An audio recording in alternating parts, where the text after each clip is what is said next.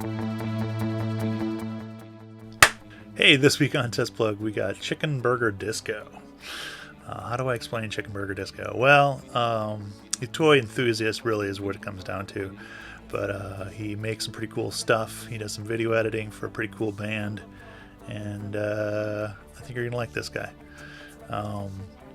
First, we'll take a look at some of his stuff, listen to a song that he remixed for Fantastic Plastics. You can check them out on the YouTube. I'll put a link up in the links below. And and thanks for watching TESTPLUG.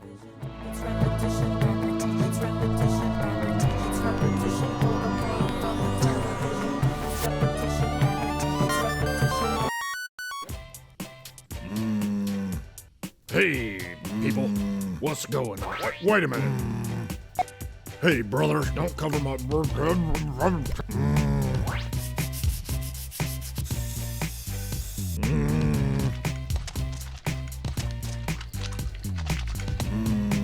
Hey, brother, I feel fresh. Something's changed. What's different? Why's my mustache orange? Cheetos. Looks good. Hey, brother, where's the snacks? Oh, yeah. Gloss me up, baby. And the back. Oh, yeah. Gloss me up. That's bulk style. Yeah, buddy. Bulk like it. The fantastic Bulk Shogun. Bulk Shogun's here. Huh. Bulk like it.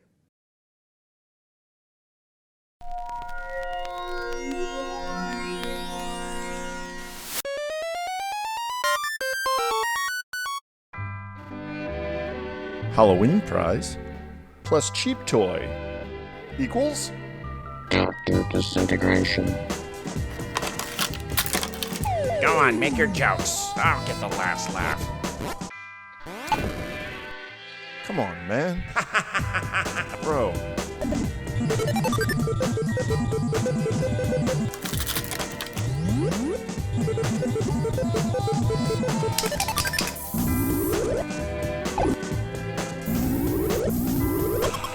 What?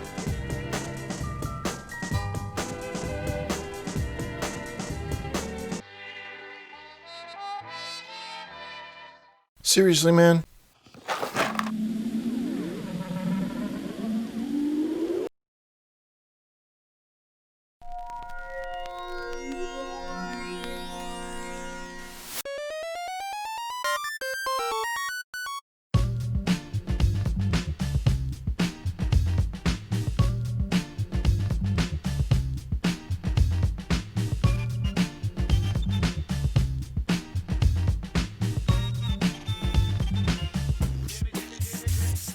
Upside down and inside out. I'm about to show all you folks what it's all about now. It's upside down and inside out. I'm about to show all you folks what it's all about now. It's taking it back to the old school, cause I'm an old fool who's so cool. Cause I'm taking it back to the old school, cause I'm an old fool who's so cool.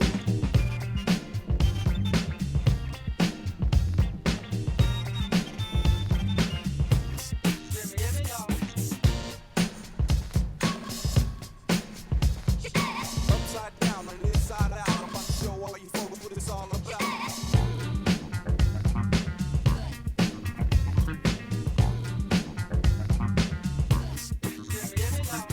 Upside down and inside out. I'm about to show all you folks what it's all about now. It's upside down and inside out. I'm about to show all you folks what it's all about now.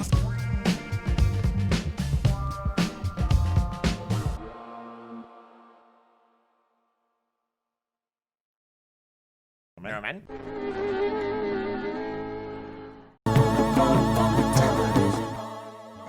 We are good. You ready? I am ready. Okay. Well, how the heck are you, sir? Hello, man. Hey, good to finally see you. Okay. Yeah, I've seen well, I've seen a face around. I haven't seen your actual face. Okay, so let's do that. It's not really a big, like, it's not really like I won't be being as myself. Sometimes I just like to wear the mask to be stupid. So Yeah, well, hey, that's that's stupid sells sometimes. So I came across, well, actually, technically, you came across me. yeah. I guess the Magoob video, is that what was that? I don't the know if first? that's the first one. So I found you because I'm always looking for interviews, and not very many people gotcha. do interviews with people who make toys. Okay. And so, but I'm curious to hear the way they think or what they're talking The about. process. Yeah, exactly. So I think maybe I was looking for slug toys, or maybe I was looking for, and then a Magoob is another one. Like, I love his stuff. So then I was like, oh man, this is the place. I want to watch all these. So that's kind of how I stumbled onto you. So Nice. Yeah. And well, like I said, you, I mean, you've been definitely ever since the start, basically, because Slug Toys was one of my first, I think my second interview. So you've been there since the beginning. Not that I'm that deep into it or anything. That's a great interview. I've listened to it a couple times. Yeah. Well, it comes from, I mean, me wanting to get into the heads of the people making this stuff, because it's definitely I mean, it's artistic, obviously, but it's a different mindset too. Because, you know, you have the transition typically from the, I love this, to I want to make a version of this, to I'm making my own this. Right. And to see that process go on in people's head is I think is amazing. Me too. Yeah. I'm super fascinated by like how people get into it. How do they start doing it? Because everybody's coming from a different place, right? Some people are artists and it just is a natural extension. Maybe they sculpted, maybe they did whatever. Some people collect toys. And so then it becomes just an accident that they make anything. And so I just always fascinated by it. So yeah. What's a little bit of your history? What's have you always just been a toy collector, or no? Are you an artist, or? I don't know what I am. So for a long, long time, I've had nothing to do with toys. And then Force Awakens, Rogue One, something like this happened. And you can start seeing the clearance aisle with these figures. And I'm like, this is awesome. Why is no one buying this? This $3. All right, I just buy it. You know what I mean? Like, I don't know. There was something about it. Just take it off the shelf. Star Wars, it's awesome. I know it's new and maybe not everybody loves that, but I just started taking it off the shelf. And so then you start putting them on your own shelf, right? So then mix that with, I have some friends and we make music together, and they do a Twitch stream called The Fantastic Plastics. And they have they decided they want to do a show. Let's do a show like they would do music. Let's do a show. And I have some background in making videos and weird, just crazy stuff like that. Artwork that's visual. So at some point I decided, let me make them. Why don't I make them as action figures? Wouldn't that be funny? Nice. And then I'll go do a fake ad with my girls in it, and then they'll get a kick out of it. And then I don't know. So I did it all top secret. They didn't know I was doing any of this. And so I made this, and then they showed it once, and I thought it'd be once and it'd go away. Ha ha ha. And then they showed it again and again and again. And it started to be like, dude, you need to make more, because they're just showing the same thing all the time. Let's do something else. Right. So that's how I got into it. And I'm brand spanking new, like as in like basically COVID happened. I'm stuck in my house and they're making this weird thing. And I'm like, eBay, Amazon, what can I make a figure out of? How can I get a head close to what I need? How do I do those things?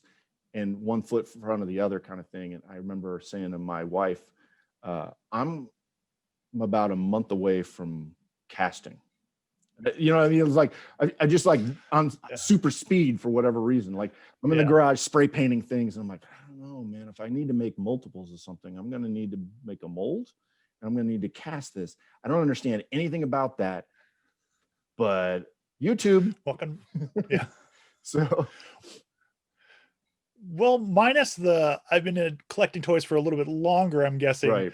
But realistically, this last year has been about that same, where I've really started focusing on trying to make my own figures, and I've gotten there yet, but I'm really like within a month away. That's a good spot to be in, I think. It's a leap you got to take, and I'm always nervous about the leap because I just get intimidated by materials and equipment. And I go, I don't know if I can I do this? And I see everybody else's stuff and I go like, that's brilliant. Yeah. I don't know. So what I tell myself is 10,000 hours, you know, or the 100,000 hours, whatever it is, that process of becoming a master. I'm in like hour 3, but let's just keep going and eventually I'll figure it out. Yeah. So that's what I keep doing. Yeah. No, that's I mean, that's all you can do really. It's all the advice, like Scott Cherry gave me some great advice of starting small, just Mm, making a small something that's maybe even meaningless, but at least you've made that one small thing just so you can kind of start feeling the process and then go to that next big thing. Now I've ignored that completely and I have a like a 3-stage mold that I'm working on and stuff like that. But I totally understand because I won't. That idea is perfect. Yeah. Right. But I'll go, here's one small thing, but I've got like a pound of silicone over here. Yeah. I'll pour this and I'll pour this and I'll pour this. And I'll have like 50 things going all at once, all of them failing. But this one over here is a 75%, okay, I'll focus on that one and then pour more silicone and just start. I can't like just let one thing mature through it, which is a terrible process, but that's what I keep doing. So.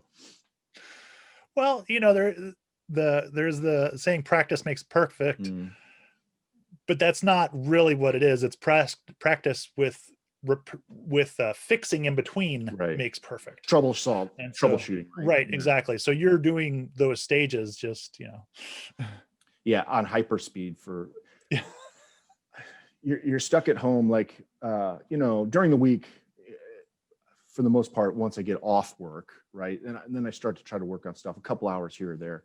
When the weekends come, I just go crazy. And just like I'm in the garage or I'm in the basement or I'm wherever. And I'm just like, and I'm sure I drive everybody in my house nuts. Like, I don't know, he's playing with his toys again. This is just something down there. So I don't know. But it is fun. Like, gotta start somewhere. I've had other hobbies, like I love Marvel movies, MCU movies. So going to and that's another thing COVID took away, right? I saw Endgame, like, I don't know how many times, a lot at the movie theater. So that's a couple, 3 hours that I no longer spend anywhere. So what are you going to do? And that watch Mandalorian. Right. Well, and that started to become part of the collecting. Okay, well then I need everybody from Infinity War. I can watch the movie, but I've seen the movie so many times. Now it's on like pause. So like when I watch it again, it feels new. But I'm like, all right, well, I need Tony snapping and I need Cap the Broken Shield. And these things don't really exist. I mean, maybe like a foreign company might have that, but parts will exist. A third party guy will have made a broken shield and Hasbro would have made the right cap, but with the wrong head. And now you got to assemble. And that's how this stuff starts. It snowballs. Yeah, it's a dangerous thing. It's so money just going out the window. what did you collect as a kid then?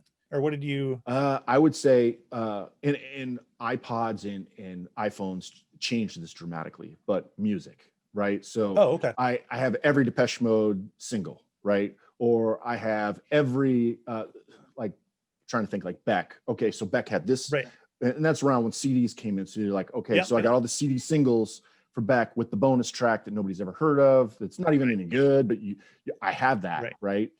That one random Japan release that has the electric music for summer people. That's fantastic version. That where was that? Anyway, that's the kind of thing that I did. And then phones and iPods just took that away. It put everything just in a playlist. And then you're just curating a playlist and there's no physical thing anymore. And I think that left a void for a long time. I didn't know what to fill it with. Just buying new music? I don't know. So, well, even that process, like, listening through a whole album is kind of a lost art anymore. Right. They would teach you when it was like, there might be a record that has a bunch of songs that you did not like. It would teach you styles. The one, I bought 2 records like the same day once, and they were like both taught me everything about like listening through a whole album. And this will maybe date me a little bit, but late 90s, the artist Moby, known for like dance music and maybe sort of ambient music, he releases this album called Animal Rights that's like a punk record. And I remember there's nice pretty music on there, but then there's this stuff on there I'm like, what's going on? I love that record now because I learned to play it all the way through. Just kept listening, and then all those songs sort of like become part of you. And the other record about the same day was Aphex Twin. And I was like, what's that? What's that music? That's the craziest thing I've ever heard. And then eventually you get it, right? That's what like a whole album does for you. And now I even don't buy whole albums. You know, I buy like the one song, it's cool, and I don't get that experience. I'm not challenged listening anymore. So it's just good or bad, I guess. It's funny, trying to go back and recreate some of those, like one of my big albums that is a complete album like that. Well, I'd say two of them. First is They Might Be Giants Flood. Because I can, even to this day, I can, like, when one song plays, I can start singing the next song. Right. Like in my head, that's the order of this album. And then the other one would be Beastie Boys, Check Your Head. And it was just one of those things that, it's just one of those things that I listened to those like full albums so much that's the only, I mean, I shouldn't say the only way to listen to them, but it's the only way that makes sense in my head. Right. Like my dad used to do these tapes where they would be like, he would have like a cool song, and then there'd be like a audio clip or like a Lenny Bruce or somebody like that making a joke, and then he would go to the next thing. And to this day, there are certain songs, when that song ends, I expect a joke. It's never going to come. You know what I mean? Like that mixtape is gone with my dad's Ford Taurus. You know what I mean? But like I expect that. So I totally get that idea. That's really funny. And my brother-in-law does reel to reels and did that all growing up. And so he has a bunch of reel reels from Milwaukee radio stations that he's, you know, added the clips in and stuff like that. It's probably about the same thing, it sounds like. So then you weren't really, I mean, other than music, did you play a lot of music, like actually yourself? Or yeah, so the band The Fantastic Plastics, I joined them. Well, we were called different things at different times, but for like the last 10 plus years, I think we've been called The Fantastic Plastics. And I'm like their invisible third member.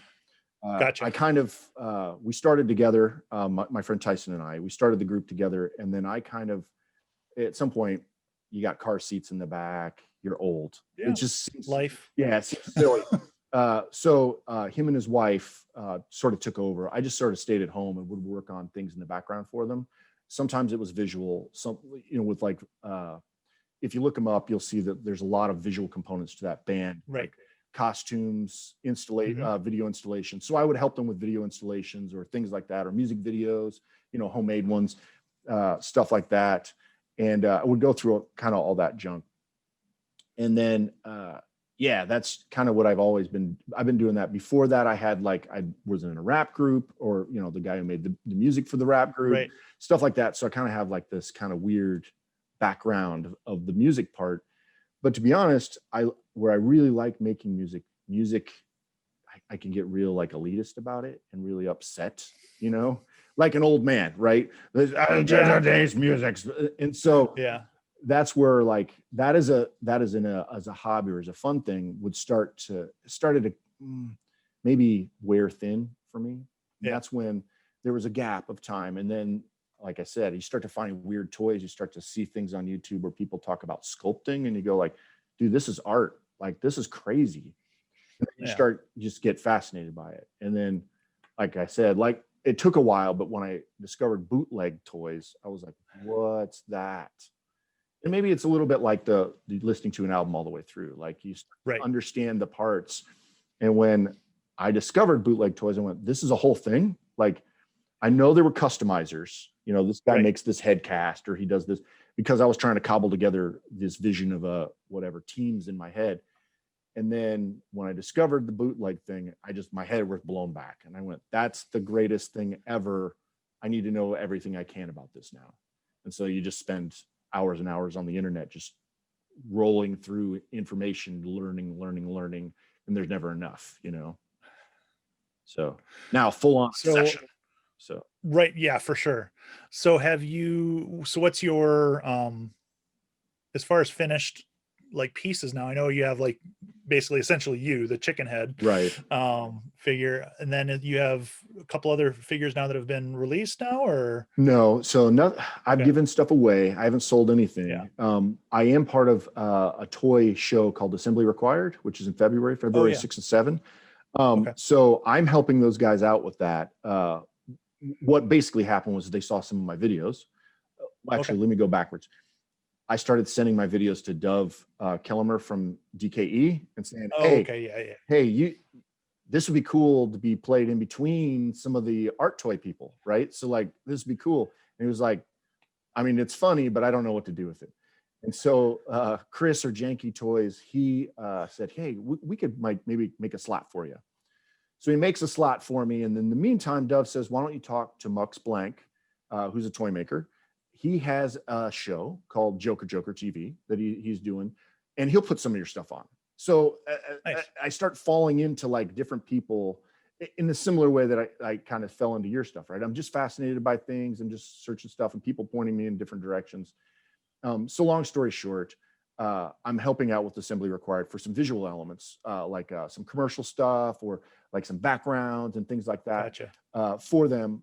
That'll be the first time that I'm going to ever put anything of my stuff available for like sale in an Etsy store. Oh, nice. It's a very small run. Yeah. Trying to do my best to make something that when someone spends money for it, they're getting a slice of what I can do, basically. Gotcha. Because I'm still, like I said, I'm very, very fresh, still trying to climb that mountain. And when I see stuff by other people, I just go like, one day, you mentioned Scott Cherry. Holy cow.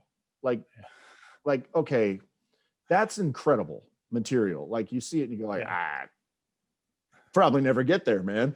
But I can try. And so that's what I'm doing. So that's my idea to try to release some stuff. So I think I'll do a couple chicken burger discos, which is my weird character. Right. And then I have a couple other characters, and one of them is that my evil villain is called Dr. Disintegration. I probably should explain this part. All the characters and things are based on Fantastic Plastic songs. So those songs are the basis for everything. So we have a song called Newman, which is kind of inspired by Gary Newman. It's a big hero of mine. And then, so I'm trying to find I've got like an evil villain, and he's called Dr. Disintegration based on our song Disintegration. And so, not to be confused with the Cure album. No, great album though. So it's got kind of an 80s vibe, that song. So there you go. So that's my big bad guy, big villain. And it's not something I can replicate yet. I'm trying to get to the point where I can. And I needed minions for him. And so I'm trying to think, what do I call him? Do I call him this? Do I call him that? My wife always has all these ideas. And she goes, call him Newmans. And I'm like, that's so good. That's so good. So what I'll be able to sell, I guess, is a Newman, which is a mashup of a couple things that I've stolen. One is really obvious and one is not so obvious where I got the parts from. But I smash them together, do different colorways, kind of mix the heads up and make as nice of card art as I can. And then the chicken burger disco, which is the same idea. A couple things I stole, mash them together, paint them my own way, kind of deal. Trying to get there, that kind of idea. Well, realistically, that's what has driven the whole bootleg market is mashups and kit bashing. What I'd like to do, and I've not really done this, is at some point there's different sections of the bootleg toys, and I notice a lot of guys come from pop culture into make their own. Right? They start pop culture, so they did a Star Wars thing, and then they do their own after some time. I went the other way. I came in making all stuff that's sort of mine, but my brain's like, I'd love to do something with these Star Wars parts that's sort of just my own version of, 21B plus this plus that creates it, without the irony.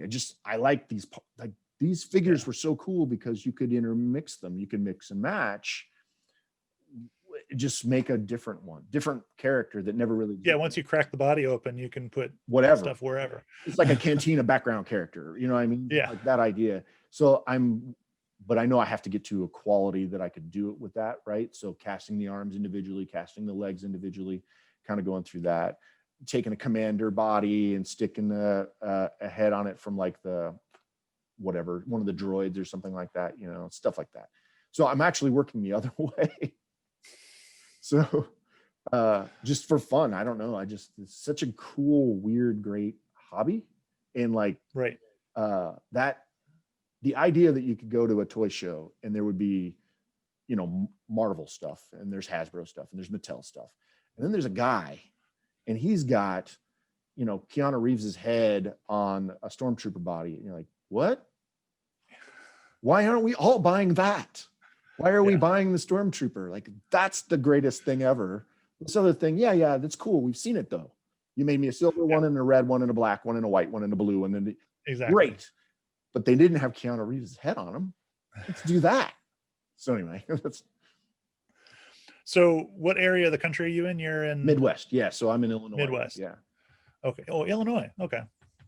My mom is from Rockford. Oh, right on. Not that. Yeah, I'm about two. I don't I'm know. about 2 hours south from Chicago. It's the home of State Farm Insurance. Gotcha. So, and that's pretty much what's here. But really nice area. But you get some quiet. good cons right in Chicago area then. That's right. Yeah. Yeah. We went to what is it, C2E2 or whatever it's called. Yeah. Like we dressed up as Bob's Burgers last year. Nice. It was exhausting is what it is. You know, when you go to those things, you don't know how many times people are going to want to take your picture. Yeah. So my girls, they're different characters, and we're like, you know, Yeah. we're just trying to go to the restroom, and everybody wants to take your picture. Yeah. You're like, stop. So, but yeah, it's Yeah. great. Nice. We get Emerald City here, but my favorite part of the con is not. I mean, yeah, it's cool, whatever, the Marvel display and all that stuff, but the artist alley Right. is by far where I spend most of my time. Just seeing other people's renditions of things or stuff they've completely came up with. Yes.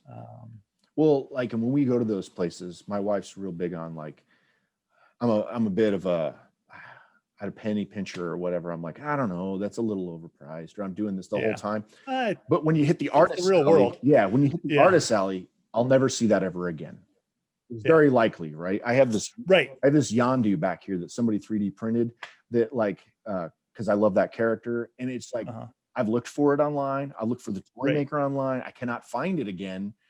And so I'm like, well, I'm glad I got that the one time I saw it, because that was super cool. So that's the place to go. When you go to the cons, you got to go to the place where all the homemade stuff is, or all the, you know, the bootleg things are. That's just the alley of all the mixed up ideas, the Willy Wonka's chocolate factory section. Oh yeah, for sure. So very exciting area. Yeah. What, as far as your collection goes though, or, you know, behind you there, you got, you know, I see a little bit of everything. It goes that way and it goes that way. Is there any, I mean, other than you've mentioned the end game figures, is there any one direction that you're trying to focus it towards, or you're just really into different stuff? Yeah, so I think by default I wound up collecting a lot of Iron Man. Didn't realize I was doing that, and I would see, oh, they're introducing a new Iron Man. Come on, how many Iron Mans do you need? And then I would just buy it anyway. Yeah. We're like, but I don't know that so I started with teams. I would collect all the Guardians of the Galaxy because I love them. Yeah. Right. Collect everything. And we're talking like the Legends. Yeah. Series. Legends or Black Series. 6-inch. That's where I started. Yeah. Right. So it's like collect everything you can from Empire, collect everything you can from A New Hope. Right. So I'm doing like building teams. Oh, I have to have the Emperor. Right. So you start doing this. So like, I don't know if you're building scenes or what you're doing, but like I'm building this set. And then right around the time that I was sort of getting a lot of the collections, the teams is kind of what you're building, right? Yeah. This is the Black Panther movie. Like every figure they made from that. This is every figure from Captain Marvel. Right around the time that I was sort of getting to the end of the line on these things, you know, you're moving into comic characters. Okay, well, I need everything from the Infinity Gauntlet now. Everything they've made, right? So I'm doing that. That's when I found bootlegging. And because, you know, again, they didn't always make exactly what you need, or they may not have made that figure yet. So you're mashing up two things to get. Or literally just made a crappy head on somebody. Exactly. Yeah. And there's somebody out there. So I am one of the things that the groups that I watch very regularly streaming is this group called Toy Migos. And they have they have collectors, and then they also have some folks who actually work to make Marvel Legends, Black Series, stuff like that as part of their toy group. And so like I'm listening to them and they're going, dude, if we take this head off this and we can submit, then you can get the right, like Black Widow was one of them, right? So if you take Black Widow's jacket off and you swap a head for this, now you have the end game Black Widow, or, you know, like they would do all that. So long story short, I was doing all those things, and then bootlegging happened. There's so much in so many directions. I don't know where to focus anymore. So it's kind of like if I see something really rad, just put that in. And what it does, it makes the collection that started to become maybe very myopic, Right. started to suddenly go this direction and that direction. Or I'm in the grocery store and I see an Imagine X figure and I'm like, is that an Adventure People body, but now smashed down? Yep. Okay, I want that now.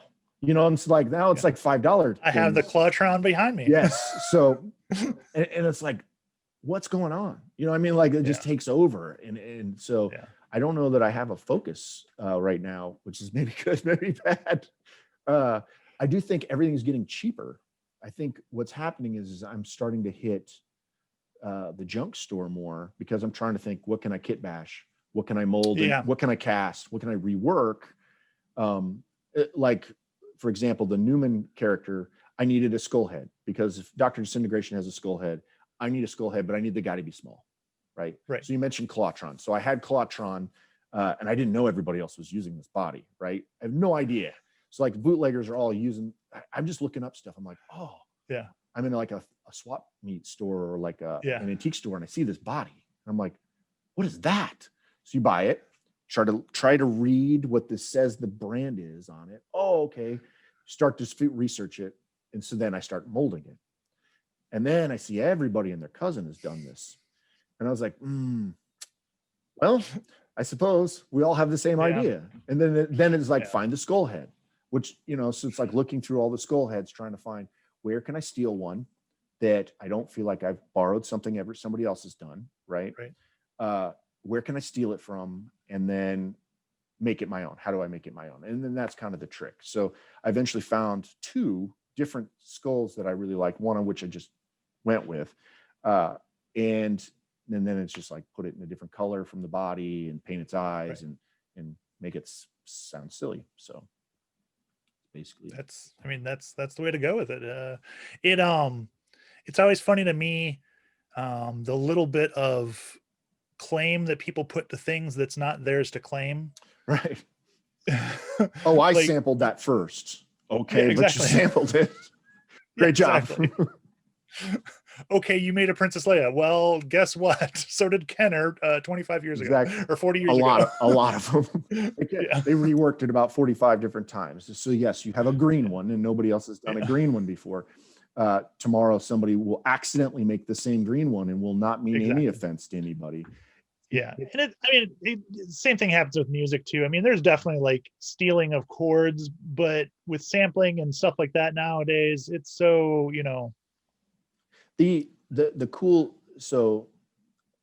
thing about sampling is there's, like anything in mashing up and kit bashing, there's such a variety of ways you can do it. You can cut very, very small pieces and reassemble. So you can take somebody like Dollar Slice Bootlegs. I don't know what he's doing. He's coming up with parts from crazy places and he's building this thing. And I'm like, this is the most amazing thing I've ever seen. And then his painting too, like and completely from like his own universe. Right.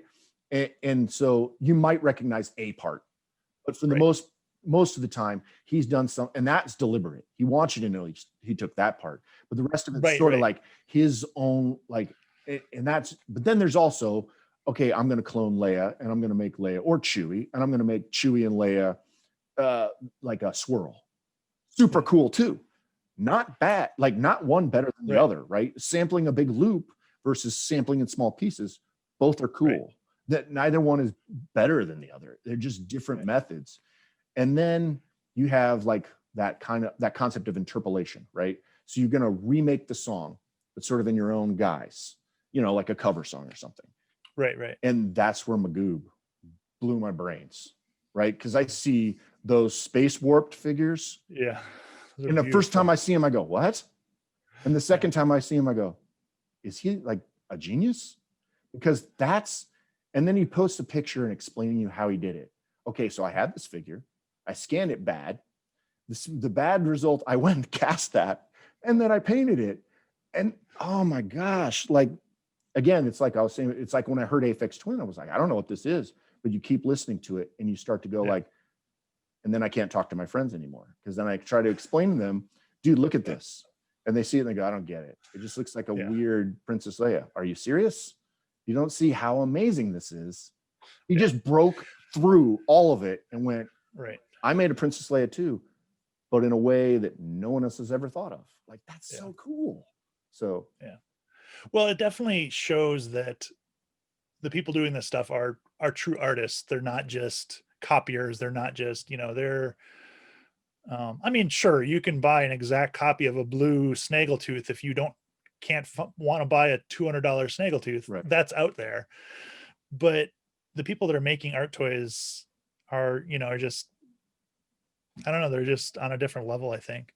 And it's definitely a trend that's caught on, like, nationwide, worldwide, I should say. Now you can buy $300 art toys, Right. but fortunately I tend to end in the $40-$30 range is kind of where I set my limits. Well, and I think, like, some of the interviews you had on, folks have talked about, like, how do I price the work? Yeah. Right. I'm going to create all this stuff. I'm going to put my name on it. I'm going to number them. I'm going to make 10, 15, whatever. Yeah. How do I price that? And I've heard different folks talk about it in different ways, like, what's the cost for you to make it? How many hours did you put in it? What was your time worth? And I've heard the other way, which is, look, I don't know how much time I put into it, but I want someone to be able to take it home. Right. That's a whole other thing. I'll do it at a loss, but it'll sit on somebody's shelf and they'll tell their friend about it. And, like, there's an inherent value in that, even if maybe you didn't make a living at it, or you didn't make a great amount of money. There's an inherent, like, that's awesome. So I guess I'm in that second camp. Not that one is better than the other, to be fair. It's really cool when people can make a living of it, or they can parlay it into like working with a company or something. Well, you have, like, the Kid Robot art toy stuff. It's like, and to get to that level where they're producing, thousands of those at a time, as opposed to maybe 20, like. Well, like, I think it was Barbarian Rage or somebody else I watched. They had, like, a video. They posted it on Instagram. And when people do this, maybe it was Rika, I don't know, but when they post it, oh my gosh, I got to watch that. So I'm watching it and I watch how they're doing it. And you see the line of, like, 10, 15 figures. They're going through and they're doing the green nose, the green nose, the green nose, the green nose. They're doing this. And then you think about, like you said, then somebody manufactures one. And I don't know if that manufacturing is done with, like, a digital print with painting, or there's an actual person painting to it. Don't know the answer to that myself, but the care and the artistry, I mean, I think it's been called folk art, and that's absolutely what it is. Yeah, I think that's a good analogy. And so if you can, let's say you make, this happens, right? You make cool folk art for a while, and then Pottery Barn goes, whoop, I want that. And that's happened for some of these toy guys, right? They gotten plucked and they went, we're going to actually produce your thing now. And that's so cool that would go, like, how does, like, that's just a really neat thing to happen. It doesn't happen to everybody, though. If somebody would like something I make, and as crazy as that seems to me, you can have it. You know what I mean? Like, that in and of itself is the reward right there. Maybe I do this long enough, I put in 10,000 hours. I can say, all right, now my stuff is so quality. Somebody like David Healy, the Sucklord, let's just be fair. Like, that stuff's amazing. Okay. They put in so much work. They earned the right to charge you upper prices. I don't have that right. So I charge you down here. If you want it, dude, cool. We're best bros now. You know what I mean? So that kind of thing. Yeah, that makes, I think that's pretty much all along the line with what I'm thinking. I think a little bit goes into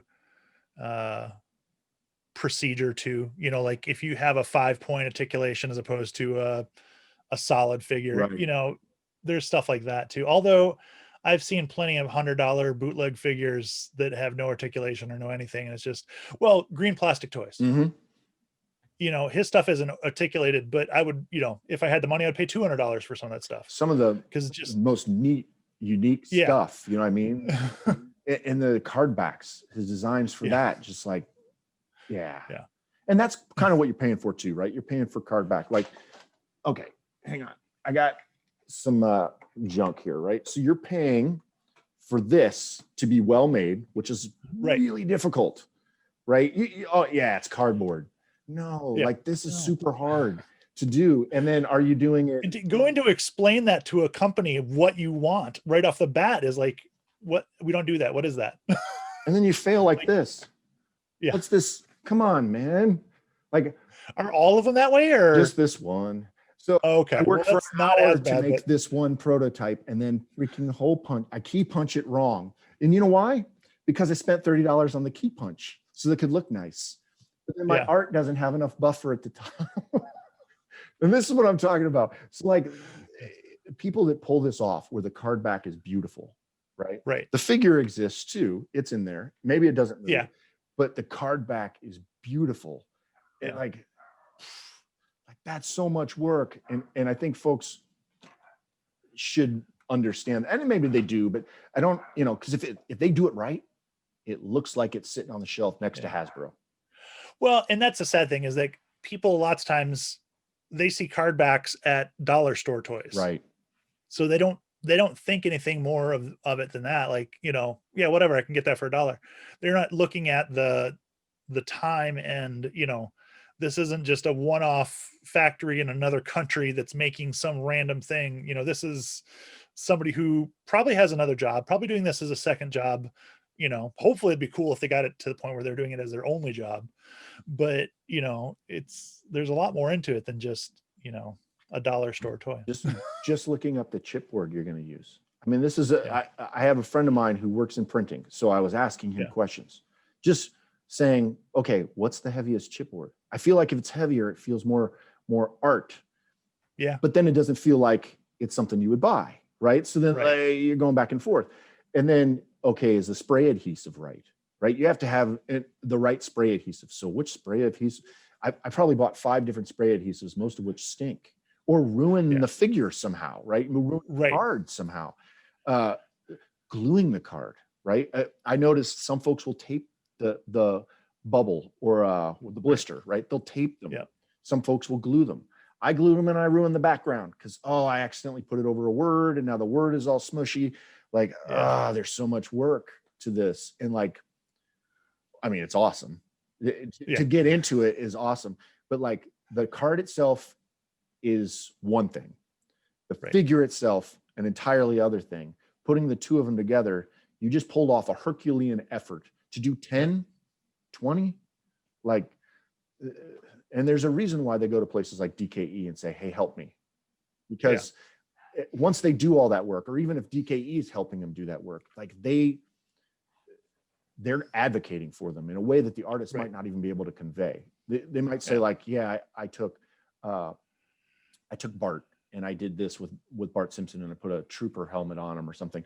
And it's hard for them to articulate what that means, how hard that was, the work that went into it. They had to call their buddy to do the artwork because they, all these different things. Yeah. So it's great that for this weird hobby and art form, I guess it's an art form, like for this weird thing, that there are people out there advocating to help them out, to get stuff like that, or trying to do toy shows, even when we're in a pandemic and nobody can go, still saying, okay, let's just do it online, right? Let's get on the thing.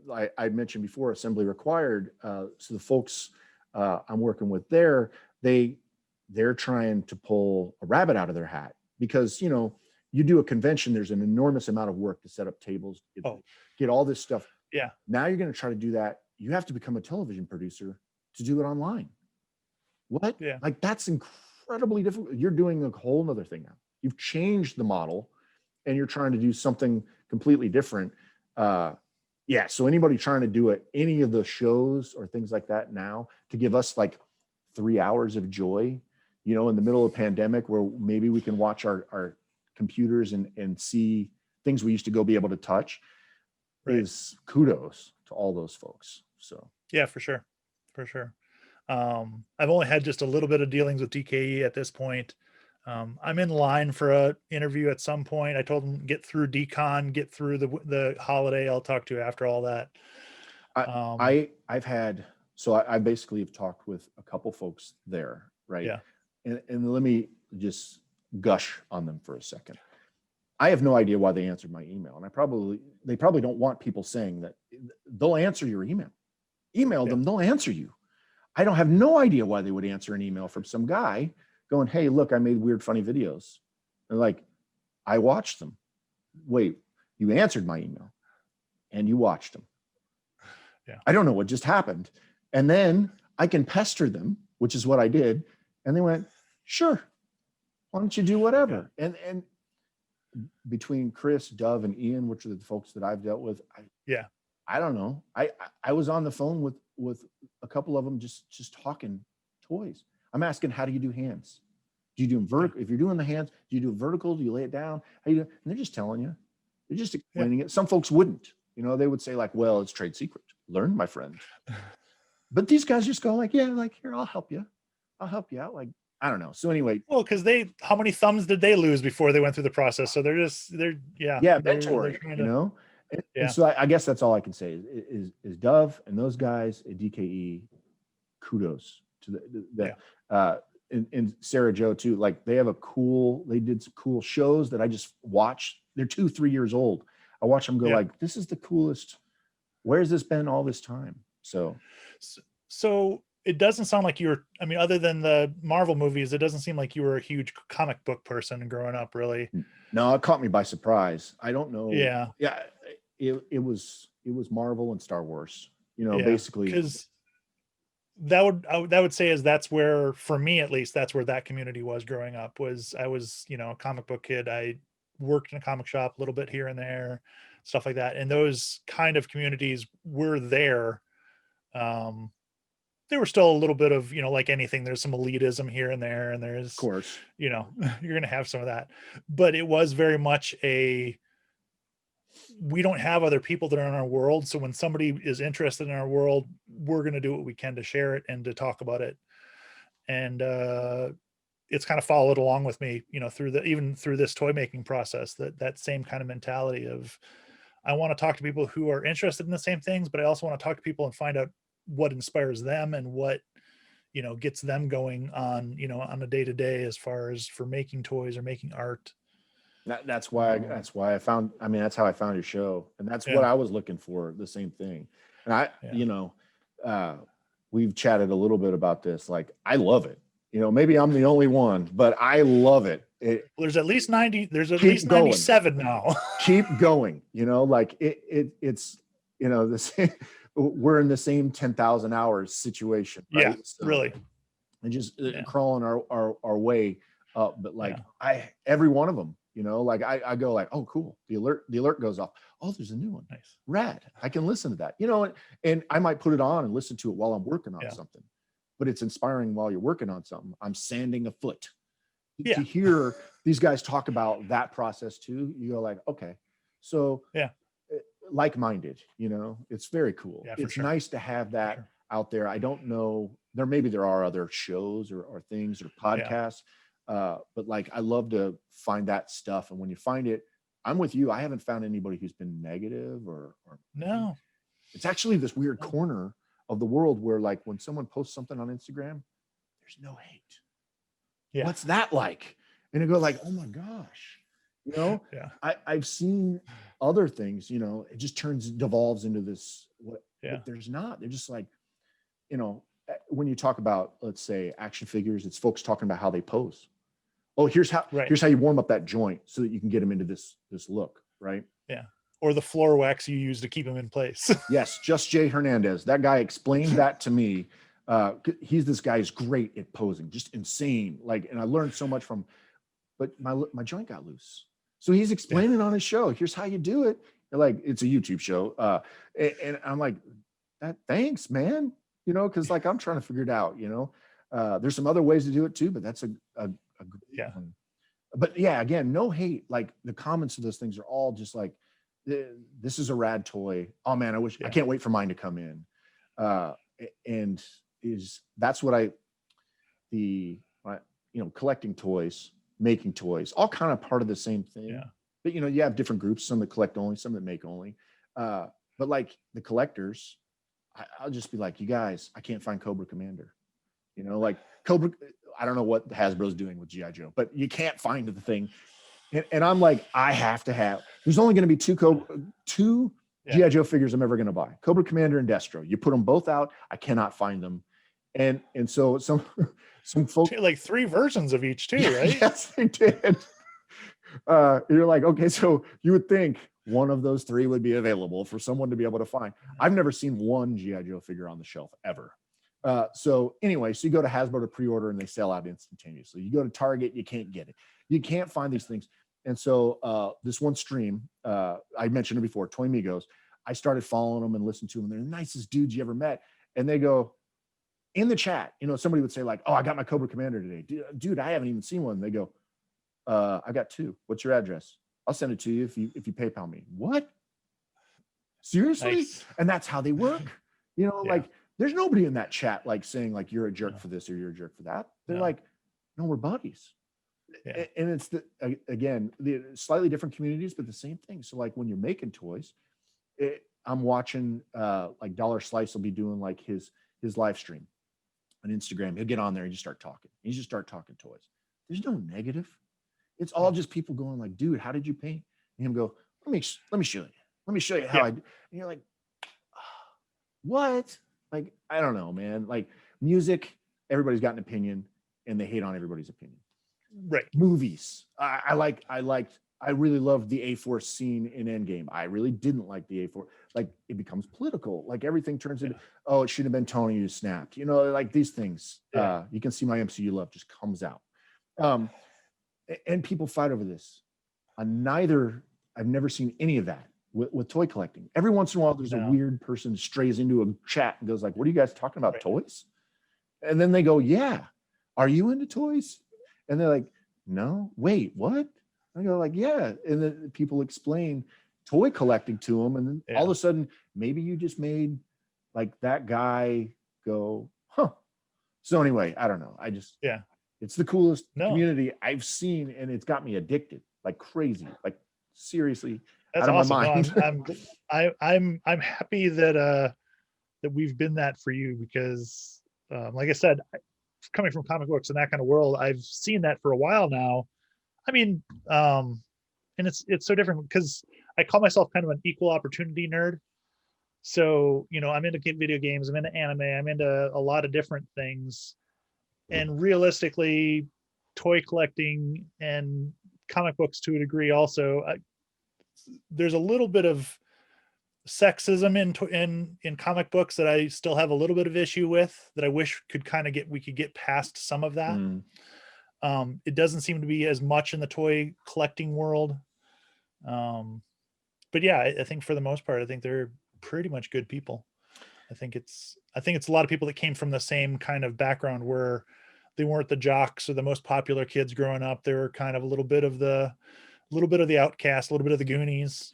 Yeah, outcast in a way that's like not like, you know, like when you see a movie, they do an outcast, and an outcast is like there's a rebel outcast, or there's a flunky outcast, or the goofy outcast, and it's sort of like none of those is a real thing, you know. No, and especially like you mentioned comics, so like, you know, you start collecting action figures, you go hit the comic shop because guess where some of the mecca for that stuff is, right? Statues, figures, everything's in there. Boxes of people's old stuff, and those guys are super nice, you know. Like you don't know anything about comics, they don't care. They're like, no, oh, so you like Guardians, huh? Yeah, I like Guardians of the Galaxy. Hey, take home this. You're like, what's this? Just read it. Here, I'll throw it in. What? You're gonna give me comics now? Okay, maybe I'll read those. You know what I mean? They're like, it's cool, but like you said, it's not like it's an outcast, but in a way that's not quite captured in any sort of media at all. Like that someday somebody will do it, right? And they'll show it, and a million people go, that, and then it'll be an archetype. But for now, it's just you know, if it's in a movie or a TV show, I think the gold. It's like they have to make it too extreme, right? So that it seems off, right?